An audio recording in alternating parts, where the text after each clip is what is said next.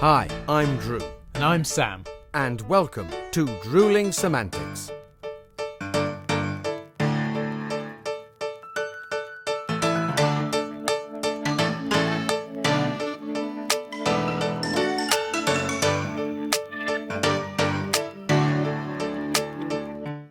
Hello everyone, welcome back to Drewling Samantics. And Drew, welcome to my computer screen again. It's lovely to have you, mate. How are you?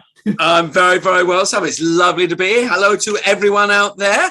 How are you doing, buddy? You well? Yeah, not too shabby, mate. I mean, we had a wonderful week last week, didn't we, with the brilliant Mr. Callum Donnelly, good friend Great of mine. fun. He was a fantastic guest. And I'm afraid that all our listeners and viewers are stuck with just the two of us this week. Just us. And it not the end of the world, is it? Not the end of the world, mate. No, certainly not. So have you had a busy week or so? I have had a very busy week, some very interesting stuff. However, it could be a quiet episode because I can't talk about it.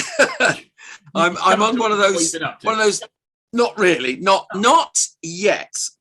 Suffice it to say that I've got some very interesting filming coming up. I have had some interesting technical meetings. The performance will require quite a bit of makeup, and the rest will have to wait to be revealed, I'm afraid.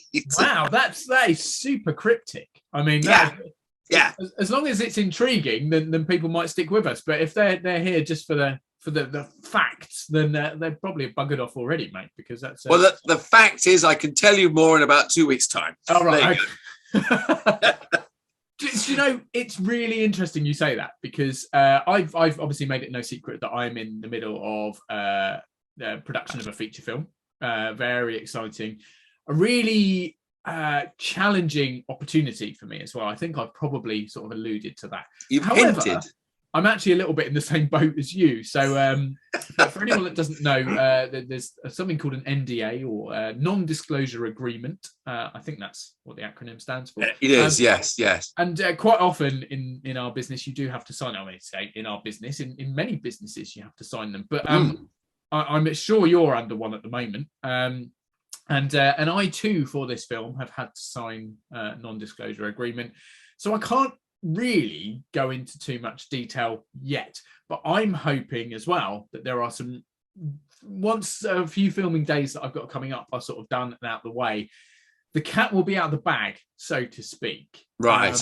And the thing that makes it particularly interesting, entertaining, challenging, and just this amazing opportunity from my perspective is something that I'll be able to talk about more. But right now, it's all a little bit hush-hush. To the extent that I've done a promo video and I've had to be very careful with how I phrased certain things. So right. Yeah, no, really, and I guess that must be really. It's quite an interesting thing to talk about and to think about in our industry. Obviously, every industry has elements of things you can't talk about. I don't know. Let's say, for example, you work for Apple and the new iPhone's coming out. The staff, or a lot of the staff, will know lots about it before general public, but won't be able to talk about it. So there'll be NDAs in place there. Or, I don't know, a footballer signing a new contract. For example, recently Manchester United signed Casemiro from Real Madrid, something that I'm hugely excited about as a Man United fan. I think he's a fantastic player. But that agreement, I mean, that's one of those things that gets leaked quite quickly. Despite all these non-disclosures or sort of like the hush-hush elements of it. So I think that probably came out not long after it had been done. But equally, he and his manager and Man United and all the people involved will have been under these sort of rulings where they can't talk about it too much, or they can't reveal certain things until other things have been approved. And I mean, social media is a big one, isn't it? Like when something huge happens, you have to wait before you can sort of release that on socials, although football was probably a bad example, as was Apple, because we all know that football transfers get leaked months before they happen, and there are whole YouTube channels dedicated to this is what we think the new iPhone's going to be like. So I picked some really bad examples there. it's kind of like a reverse advertising that you can't, like in soap operas, they'll say, well, what's happening in the next episode, or a TV series, next series, wow, it's going to be an amazing series, and you think, okay, I've got to keep watching now, then I can't so they've hooked you. I mean, sometimes you say we get them quite often. That I had one the other day for, obviously I'm not allowed to say because I signed an NDA, but for a particular film company, for a particular part of the franchise. And I had to sign an NDA, and I was auditioning. So in a situation like this, I couldn't say, oh, I auditioned for the other day, because I signed the NDA, and it's a big film company keeping a big franchise very quiet, and I understand that. I mean, it's like I believe on Stranger Things, they were all the kids were being interviewed, and all the cast being interviewed. Massive NDAs. Do not say anything. Do not tell anyone whether you survive into the next season.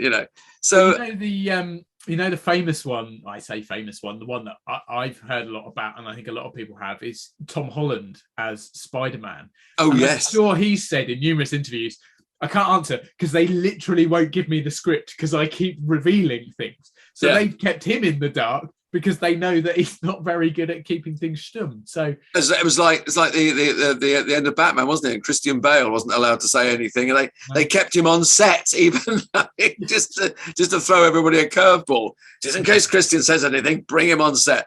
So I mean, I understand it, and it's like you say with products, with adverts, commercials, anything like that.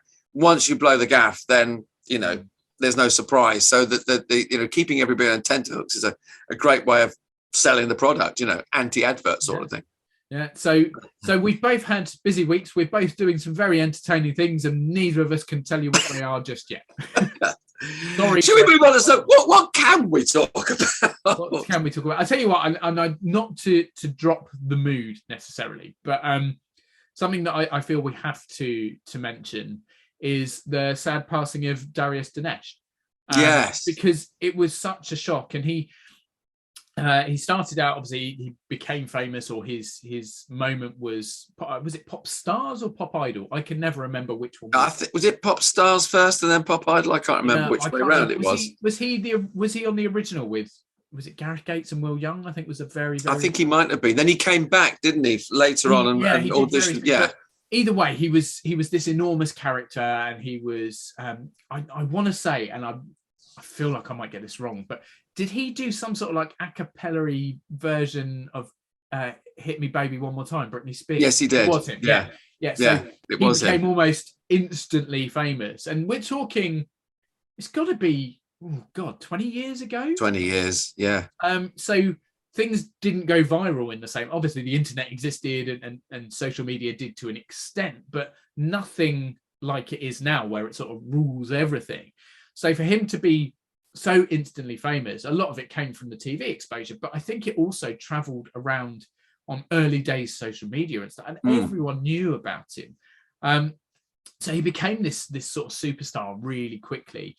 Didn't win the competition, but I believe he either signed with Simon Cowell, or Simon Cowell supported him quite heavily, and he then went on to do. He had albums, he had hit songs, and most sort of relevant, I suppose, to us. He then went into the West End, and did he do Broadway as well? I can't remember if he did both. I think he might have done. Well, I mean, because he was in the States when he passed away, wasn't he? So yes, he was. Yeah. But I mean, just a huge talent lost, and it's what was he? 41. 41. It's extraordinary. I'm not even sure you can remember 41, can you? I know the number. Yes, yeah. Thanks for that. I mean, back, but it's interesting that he was a young talent and had loads of years ahead of him in the business, and as you say, he was West End and Broadway, and talented young man, and you mentioned him and you joke about it, but I mean there's a couple of people passed away recently of older generation, like Josephine Tewson, who was an amazing character actor. She was was it Keeping Up Appearances? She was the neighbour. Yeah. the real nervy lady that. Yeah, and she provided that wonderful character. I think she was in Last of the Summer Wine as well. That wonderful backbone. I mean, she was such a great character. I mean, without her, Hyacinth Bouquet, Bucket, whatever you want to call her, without her to play against, that wonderful sort of bullying, strident character wouldn't have had a foil. So she was so good. Well, you have to sell both sides, don't you? Hyacinth Bouquet as a character wouldn't have been as imposing or as sort of almost jarring without someone who was completely mousy in the other side, someone to be, as you say, that foil, the other side of it. Yeah. I mean, every good comedian needs a straight man, and she was funny in her own right. She was hysterical in her own right, but she was a great, as you say, great foil for Hyacinth Bouquet. And talking of funny men, someone else who passed away recently is Dougie Brown, who was I love Dougie Brown. He's been a sort of little favourite of mine for years because he was a great character actor. Started off as a stand-up, fabulous stand-up. I think he was in the 70s in the Comedians. And then he was in a favourite film of mine, Kes, which I think a lot of people, Kestrel for a Hawk, Kestrel for a Knave. Brilliant film. Great British character actors in that. But then recently he turned up in I can't remember, I think it was an advert for a bank or a building society. Right. And I thought, that's Dougie Brown. And he's 90 and he's still working. I like, get in. But one of those people that was just constantly there, and talent will out. He just kept working, and it was lovely to see him, and sad to lose him. But yeah, really good, funny character actor. But it just proves that thing of comedians going into acting, it's happened right the way through. A lot of good stand-ups have turned their hand to acting. Across that line. People, I suppose Peter Kay, Lee Evans, both of whom have done film and TV, but are most famous for sort of storming in as comedians, as stand-ups. Yeah. It's good you mention stand-ups and comedians, mate. We're very sad to lose the people we've mentioned. Again, as we said before, there will be other huge people in the industry and not in the industry who have been sad losses. But we mentioned those because they have particular resonance to bring light to them and celebrate their lives. But you talk about comedy now, as we mentioned, and in fact, I think Callum talked about it briefly as well.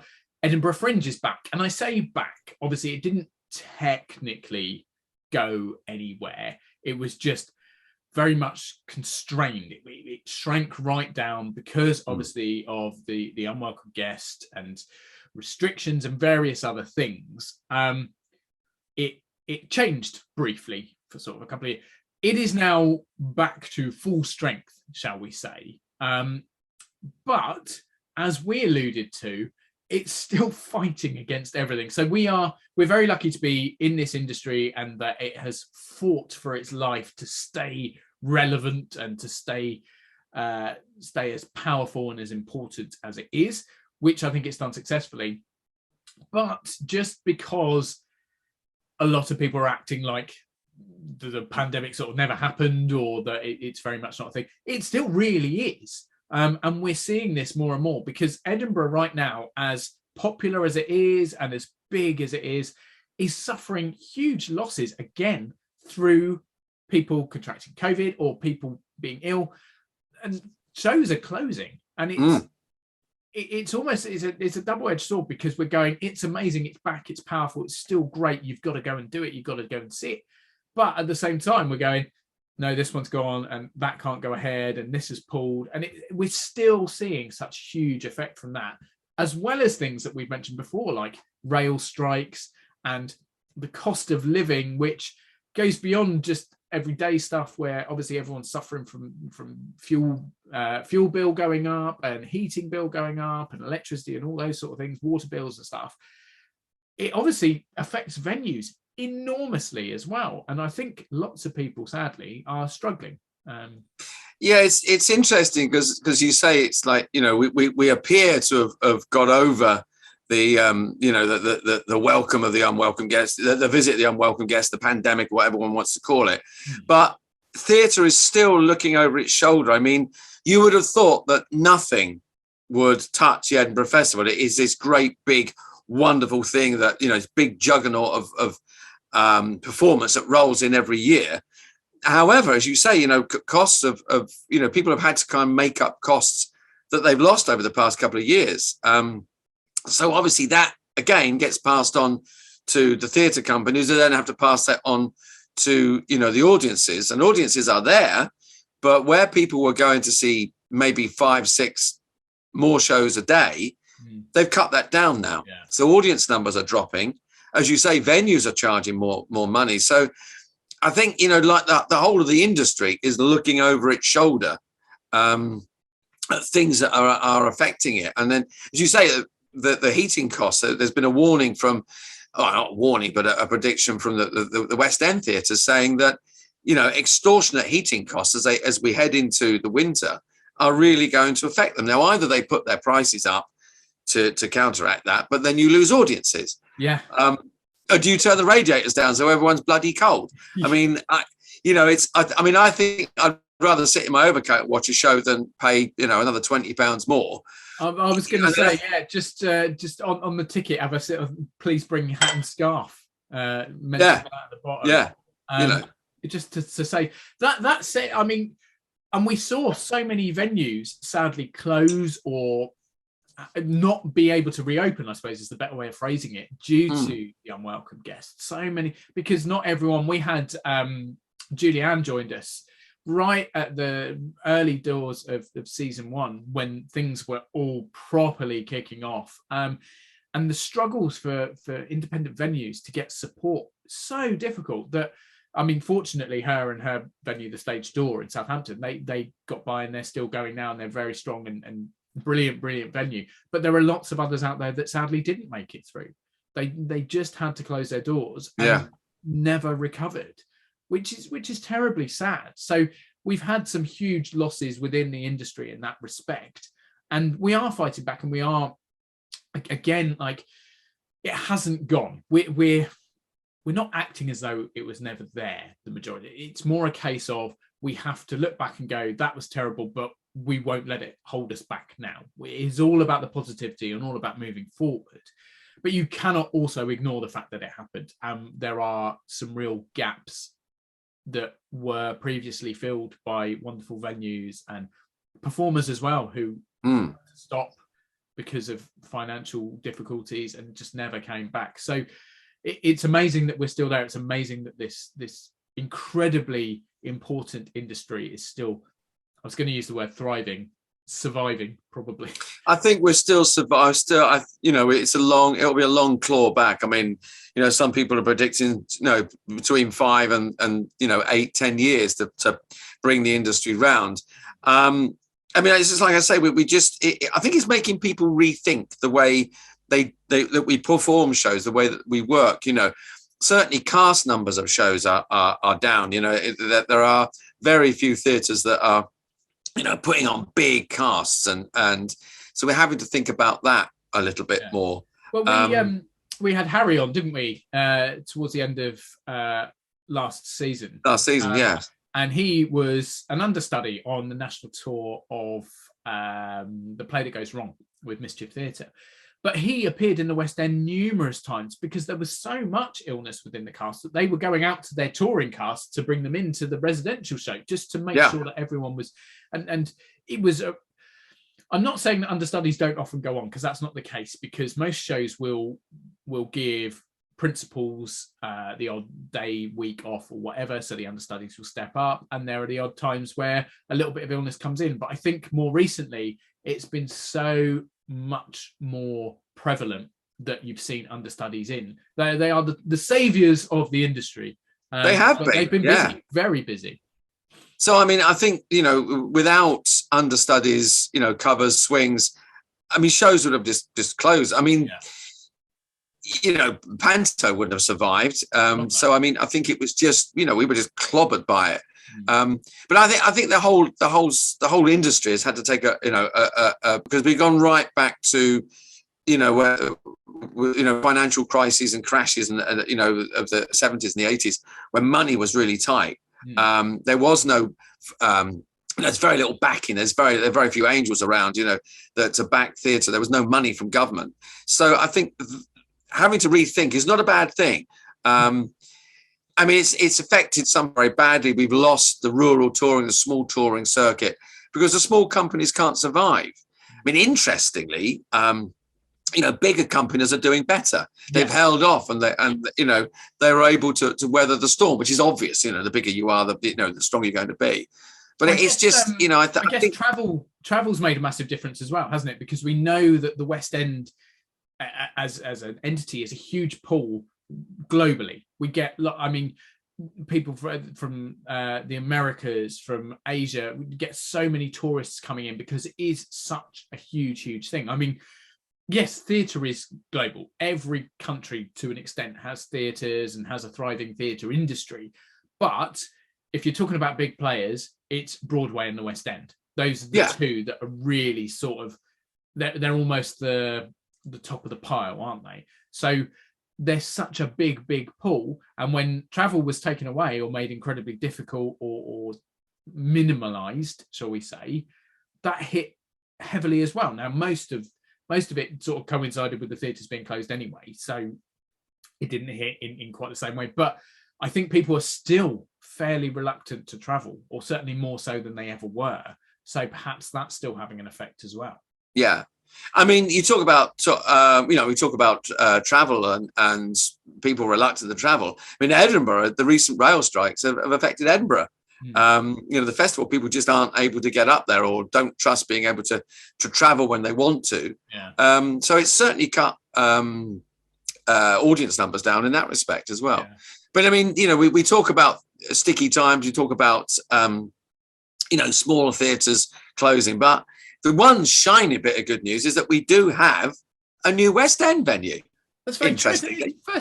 It's first time for 50 years, I think, a new theatre. 50 years, yeah. It's the new Soho Place. It's the first purpose-built theatre, West End theatre, in 50 years. It's built on the old site, near the site of the old Astoria Theatre, which was demolished for Crossrail, interestingly. So it's a brand new theatre. It's I think it's 602 seats, purpose built in the rounds, but I believe it's going to be one that will move as well. And it's on 5 stories, and it's Nika Burns, who's a big mover and shaker in the West End. It's her company. I think it's NIMAX is her company, and I can't remember, the first show I think is marvelous, and it's due to open in October. So, I mean, big round of applause to because it's a brave move. It's a move we need to make, because we've got to. I mean, I think the West End is vibrant, but to open a new theatre means that it's living. We're not just treading water in the West End. It's not just big shows keeping the West End going. It's new shows and new. And Nika Burns is amazing. I mean, she's a dynamo, along with Cameron McIntosh and people like that. They really have kept the West End running. Yeah, also, it gives Soho its first new place name in 72 years. First new street name, Soho Place. In 72 years, it's the first new street name in Soho. So there you go. I did not know that. Wow. There we go. Yeah. You're full of the fascinating facts, aren't you? I'm sitting here this morning with my notes with lots of little fascinating snippets. Amazing. But yeah, no, as you say, it's so vitally important that we do keep supporting these sort of new ventures, and particularly new writing, as well as obviously the old favourites. I mean, some huge stuff's on tour. I think Les Mis is going back out on tour, I believe. I know We Will Rock You is on tour. Yeah, We Will Rock You is on tour. Yeah, that's I'm trying to think what else is going on at the moment. But they're just, I mean, as you know, I get to do reviews quite regularly. You've come with me to a few of them. And it's so intriguing that it's almost like a complete blend of the two. Like, half the stuff that I sort of get sent through or gets mentioned is sort of the old faithful, the stuff that you go, I've seen that numerous times, but it'd still be great to see either a new interpretation of it or the most recent sort of renovated version. So that's great. But at the same time, stuff pops up and you go, but that sounds intriguing. That sounds amazing. Something completely different, or something very new that haven't had chance to sort of see taken to stage before. So it's vitally important. I mean, you yourself are off on tour with a show that's been going for bloody ever, basically. Yeah. And it's great that we're still able to keep those things, and those things obviously have a following. And it's vitally important that we do keep going. I love this. I want to keep going to it. But equally are going, yeah, there's new writing. It's so imperative that we do support new writing. We give stuff a chance rather than sort of falling back on same old. It's just, we just need to support as much as possible. And there's a little element here that you could perhaps say, oh, it feels like we've gone back in time to when theatres had just reopened, or the lockdowns had just been sort of curtailed. But nothing's changed. Yes, the health of the globe perhaps is a bit better, and we're very much more in control. Can I say that without? I think so, yeah. But that doesn't mean that we need to sort of fall back into just going, oh well, it'll be all right, because that's not the case at all. The repercussions are still very much ongoing. So we got to go. Yeah, I mean, I just think there's some really exciting stuff happening, and I just think it's we're still, as you say, it's an enormous. But the West End is an enormous part of theatre world, but also an enormous part of our tourist industry. Our theatre is an amazingly, amazing chunk of our tourist trade, of that income, but also, its reputation brings people to this country. I worked up in Coventry, earlier this year, and there were a lot of people there that had travelled to go to, had come from outside Coventry to go to the theatre.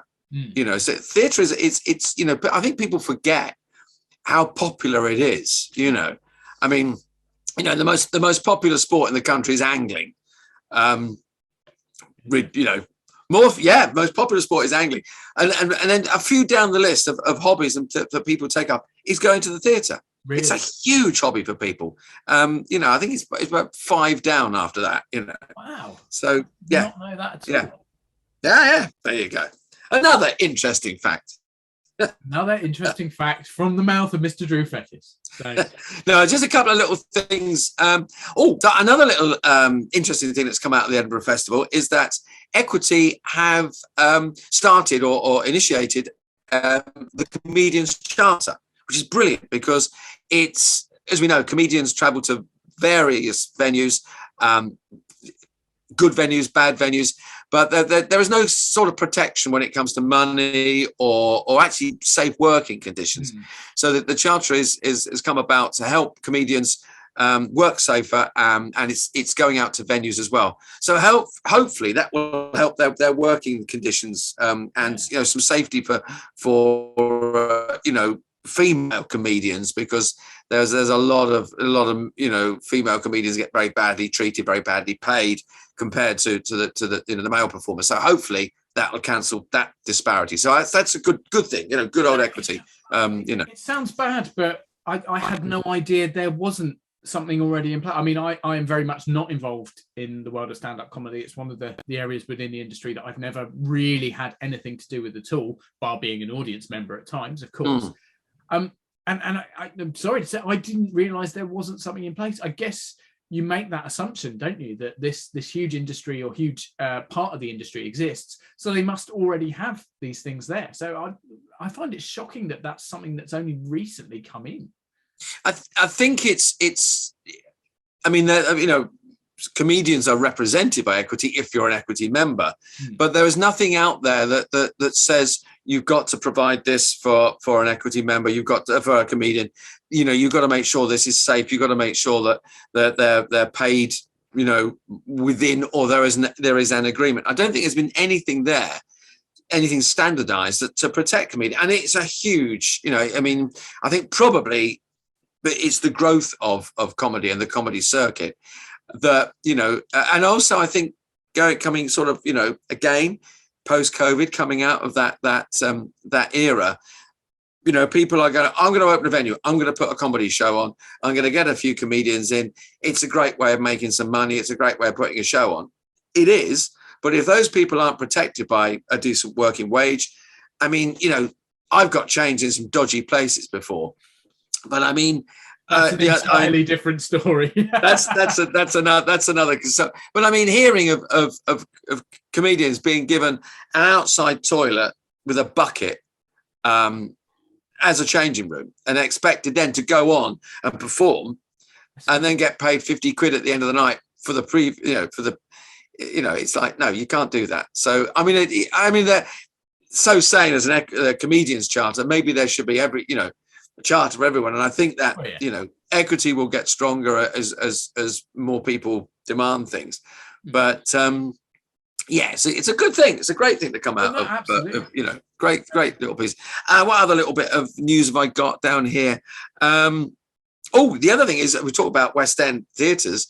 There was the other day, because we all know we're all affected by the rise in price of our fuel bills, but it was something that didn't make me think, of course, we're coming towards winter. Yeah. Theatres are warning that they're going to have extortionate heating bills. Now, you joke about watching a show in your overcoat and gloves and hat, but it may come to that if they're not able to turn the heating on, Yeah. Yes. And it's just, and we try not to go too political on this podcast. That's not what we're here for necessarily, but it does very much feel like the governmental focus is a little awry, shall I say. I mean, and I'm not just talking theatre industry, I'm talking people's well-being. Yeah. Forgive me if I sound stupid, but when you talk about a electricity bill cap or a water bill cap or a heating bill cap or whatever they call it, surely that should mean it stops at a point. Whereas actually what it seems like is these caps just keep rising. And does that not defeat the object? Maybe I'm being naive and not understanding things properly. I don't know. No, I think you've described it absolutely as it should work. I mean, as you say, this isn't well working at all. But there you go. That's a conversation for another day. But all those things, it's. I suddenly went, well, of course, yeah, winter's coming. Buildings are cold. I mean, a couple of weeks ago, we open the doors, turn the air conditioner on. It's too bloody hot. But we're coming into a season where we talk about, heating the buildings for audience, but for everyone's safety, performers, backstage staff, we need to be warm as well. So hopefully, we're not all going to have to turn the heating down and put our overcoats on, but. Do we really want to pass the ticket, the increase in heating bills? Is that going to hit ticket prices? Are we going to suddenly find ticket prices going up and audience is dropping? It's a very dangerous, area all of a sudden for theatres and circle. And sadly, we're almost repeating ourselves talking about these things influencing the industry and saying that, but that's because it is a repetitive element and this thing that we cannot shy away from. Everyone is struggling. Wages are not competing or keeping up with the rises in everything else. And we will see that spread out and affect things. It's just, it's scary. But we have to keep fighting across the board. We have to stand up for what is right. And it seems like a very sort of preachy thing for us to say that, you've got to support this and you've got to do that when everyone's got struggles. But we only say it because we love what we do. I just think it's realistic as well. I think we do have to be realistic. I mean, it's good for performers because we're not all just airy fairy lovers who just dress up and shout at an audience for a living. We do realise we are members of the real world. I do what I do to earn a living and pay the bills. So I have to take on board, or we have to take on board the way it affects us. And we're not pie in the sky. We do have serious producers and the industry takes itself seriously. We are going to have to look at these things, and it's. As I say, we have to keep looking over our shoulder because things are trying to trip us up all the time. But we are realistic about these things. We are. But we're happy about it. I mean, and you know what? Forget looking over your shoulder for now. We're going to look forward because we've got an amazing guest joining us next Yes. week. Someone who's going to talk about a very, very important subject. Very excited to be joined by him. But aside from that, mate, I suppose we've had a good old moan, which is what we set out to do all the time. But everything comes from the right place. It's very heartfelt, and it's because we're passionate about what we do, about the industry we represent. It's important stuff, but as you say, it can only improve. If we don't talk about these things, we don't know about these things. No, so absolutely. And we will talk some more next week, although mainly to our wonderful, wonderful guest. Looking forward as to always, thank you everyone for joining us. Drew, pleasure as always, mate. Cheers. Absolutely. And cheers. Yeah, everyone else, see you next time. Take it easy. Take care. Ta-da.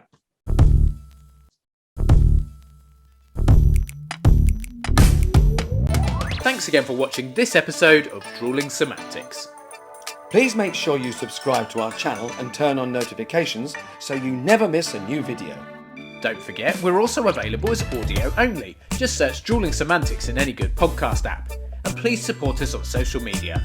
All our links and handles are on screen now.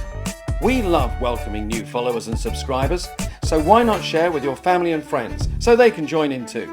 Thanks very much. See you next time.